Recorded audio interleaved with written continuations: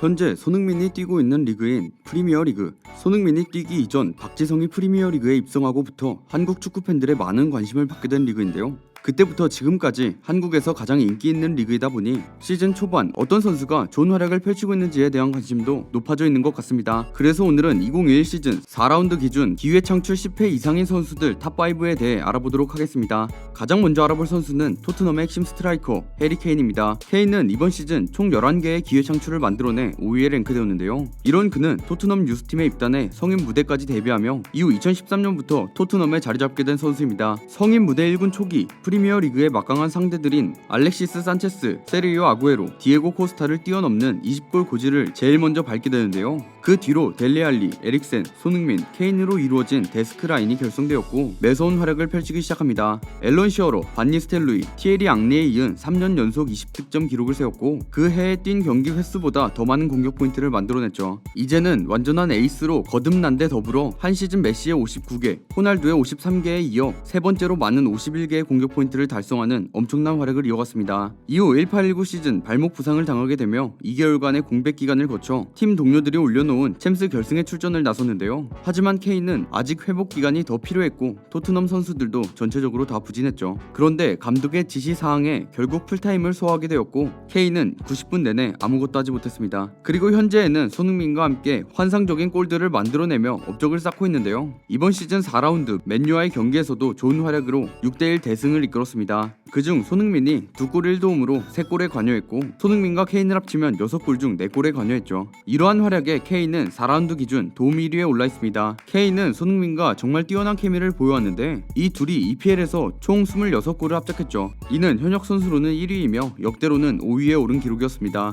다음으로 알아볼 선수는 에버튼 핵심 선수로 활약 중인 하메스 로드리게스입니다. 하메스는 이번 시즌 총 12개의 기회 창출을 만들어내 4위에 랭크되었는데요. 이런 그는 2014 브라질 월드컵에서 득점왕을 차지하면서 조국의 8강 진출을 이끈 뒤 레알 마드리드로 이적한 선수입니다. 레알로의 이적 이후 첫 시즌에 성공적으로 자리 잡으며 향후 레알 마드리드의 공격을 이끌 것으로 보이지만 지네딘 지단 부임 후 자리를 잡지 못하면서 2017년 여름 바이에른 뮌헨으로 2시즌간 임대되게 됩니다. 그럼에도 바이에른 뮌헨으로 완전 이적에 실패하며 결국 2019년 여름 레알 마드리드로 복귀하게 되죠. 레알 마드리드로 복귀했음에도 하메스는 지단의 마음에 들지 못했고 결국 FA로 에버튼으로 이적하게 됩니다. 에버튼으로 이적한 하메스는 1라운드부터 선발 출전하며 눈에 띄는 활약을 선보였는데요. 토트넘전에서 우측 윙 미드필더로 선발 출전해 기회 창출 5회, 가로채기 4회를 기록하며 스탯상으로도 뛰어난 경기를 펼쳐 상당히 성공적인 데뷔전을 치렀습니다. 이러한 활약에 BBC 선정 금주의 팀에까지 선정되었죠. 이후 2라운드 웨스트 브로미치 알비온과의 경기에서 전반에 중거리 슛으로 에버튼에서의 데뷔골을 기록하게 됩니다. 게다가 완벽한 코너킥으로 칼버트 루인의 해트트릭을 어시스트하며 1골 1어시스트를 기록했죠. 이렇게 1, 2라운드에서부터 큰 활약을 보여주었고 4라운드 브라이튼전에서 2골 1개의 도움을 기록하며 맹활약을 했고 2021 시즌 하메스의 활약이 더욱 기대가 되고 있는 상황입니다. 다음으로 알아볼 선수는 토트넘의 핵심 공격수로 활약 중인 손흥민입니다. 손흥민은 이번 시즌 총 13개의 기회 창출을 만들어내 3위에 랭크되었는데요. 이런 그는 분데스리가에서 선수 생활을 시작해 함부르크, 레버쿠젠을 거쳐 프리미어리그의 토트넘으로 이적하며 자신의 기량을 만개하기 시작했습니다. 토트넘에서 포체티노 감독 밑에서 꾸준한 기회를 받아 이만큼 성장할 수 있었는데요. 결국 꾸준한 활약을 보여주던 손흥민은 18-19 시즌 엄청난 활약을 보여줬습니다. 특히 18-19 시즌 챔스 8강 맨시티전에서 1차전 결승골과 2차전 토트넘의 3골 중 2골을 넣으며 손흥민이 토트넘을 4강으로 이끌었다고 해도 무방한 원맨쇼의 활약을 펼치게 되죠. 결국 1, 2차전 합산 스코어 4대4 동점으로 원정 다득점 원칙에 따라 토트넘이 57년 만에 챔피언스 리그로 개편된 이래 최초로 4강에 진출하게 되었습니다. 이후 4강 아약스를 꺾고 결승에 올라 리버풀과 결승전을 치르게 되었는데요. 결승전에 선발 출전한 손흥민 선수는 박지성 선수 이후 두 번째로 챔피언스 리그 결승 무대에 오른 한국인이 되었죠. 챔스뿐만 아니라 프리미어 리그에서도 활약하며 2019년 발롱도르에서 최종 30인 후보에 드는 영광을 안게 되는데요. 한국인 중에서 설기현, 박지성의 뒤를 이어 세 번째로 발롱도르 후보 내에 들어간 것이었는데 그중 손흥민 선수가 최초로 발롱도르 30인 후보에 든 것이었죠. 결국 손흥민 선수는 30명의 선수 중 22위로 총 4표를 받으며 아시아 축구 역사상 발롱도르 최고 순위를 기록했습니다. 이후 19-20 시즌에 번리전에서 전세계 팬들을 놀라게 한 엄청난 골을 기록했는데요. 토트넘의 페널티 라인 인근에서부터 드리블을 시작해 상대팀 페널티 라인까지 무려 73m의 거리를 질주하며 기록한 원더골이었습니다. 이후 2021 시즌 손흥민은 이전 시즌보다 더 압도적인 활약을 보여줬는데요. 2라운드 사우스햄튼전에서 포트트릭을 기록한 것에 이어 맨유전에서 2골 1도움을 기록하는 압도적인 모습을 보여줬습니다. 이러한 활약에 손흥민은 4라운드 기준 공동 득점 1위에 오르기도 하였죠. 그렇다 보니 앞으로 손흥민이 보여줄 활약이 정말 기대가 되는 상황입니다. 다음으로 알아볼 선수는 리버풀의 핵심 공격수로 활약 중인 모하메드 살라입니다. 살라는 이번 시즌 총 14개의 기회 창출을 만들어내 공동 1위에 랭크되었는데요. 이런 그는 이집트에서 축구를 시작해 이후 바젤, 첼시로 이적한 선수입니다. 첼시에서 큰 활약을 보여주진 못했고 피오렌티나와 로마 임대 후 로마로 완전 이적하며 포텐을 터뜨렸습니다. 로마에서는 스팔레티의 황태자로 불리며 큰 활약을 보여주었고 결국 프리미어리그의 리버풀로 이적했죠. 살라는 로마에서 리버풀로 이적해 현 축구계 최고의 공격진 중 하나라고 불리는 마누라 라인의 핵심으로 활약하며 프리미어리그에서 정말 놀라운 활약을 펼쳤습니다. 당시 사람들은 아무리 로마에서 잘했다고 해도 첼시에서 좋지 못한 모습을 보였기 때문에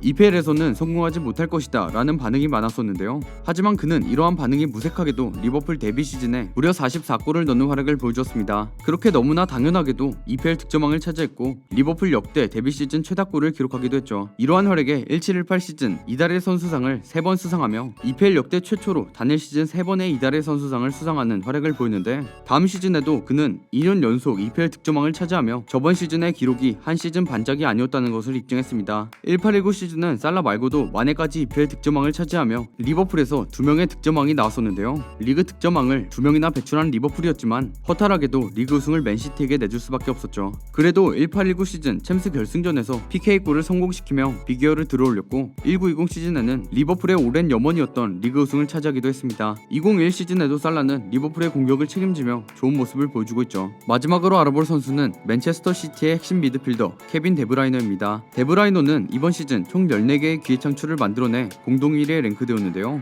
이런 그는 2009년 행크에서 프로 데뷔를 하게 되고 1011 시즌에 그는 5골 16도움을 기록하며 행크의 통산 3번째 우승에 가장 큰 공을 세우게 됩니다. 이러한 활약에 그는 겨울 이적 시장 막바지에 첼시로 이적하게 되죠. 1314 시즌은 첼시에서 무리뉴 감독의 선언대로 개막전부터 선발 출전했으며 넓은 활동량과 패싱력, 드리블을 자랑하며 어시스트를 기록하게 됩니다. 하지만 팀의 이선에 너무나 좋은 선수들이 많았기 때문에 데브라이너의 선발 출전은 보기가 힘들었죠. 선발 출전 기회 부족에 불만을 가진 데브라이너는 결국 독일의 볼프스부르크로 이적하게 됩니다. 1415 시즌 21 어시스트로 리그 단일 시즌 어시스트 기록을 갈아치워버린 데브라이너는 2015 독일 올해의 축구 선수에 선정되게 되죠. 결국 시즌이 끝나고 EPL의 맨체스터 시티로 이적합니다. 이적 후 1617 시즌 이 시즌에 데브라이너의 잠재력이 폭발하기 시작했는데요. 골대를 자주 맞춰 득점을 많이 하진 못했지만 리그에서만 18개의 어시스트를 기록하게 됩니다. 이후 1718 시즌 9월 16일까지 매 경기 1어시 이상을 기록하며 리그에서 중앙 미드필더로서 그야말로 독보적인 활약을 보여주면서 팀의 우승을 이끄는 데 성공했습니다. 1920 시즌에는 세계 최고의 미드필더라고 해도 상당히 좋은 폼을 보여줬는데요. 이전 시즌과는 다르게 경기력이 떨어진 팀원들 사이에서 홀로 고군분투했죠. 맨시티가 승리하는 경기는 대부분 데브라이너가 혼자 경기를 이끌 정도였습니다. 2021 시즌 역시 맨시티 핵심 미드필더로 활약하며 좋은 모습을 보여주고 있죠. 지금까지 2021 시즌 4라운드 기준 기회 창출을 10회 이상을 기록한 선수들에 대해 알아보았습니다. 시즌 초반 이 선수들이 좋은 모습을 보여주고 있는 상황인데요. 이 선수들 외에 이번 시즌 엄청난 활약을 보여줄 것 같은 선수가 있으시다면 댓글 남겨주시기 바랍니다. 저는 지금까지 월간 베스트였습니다. 감사합니다.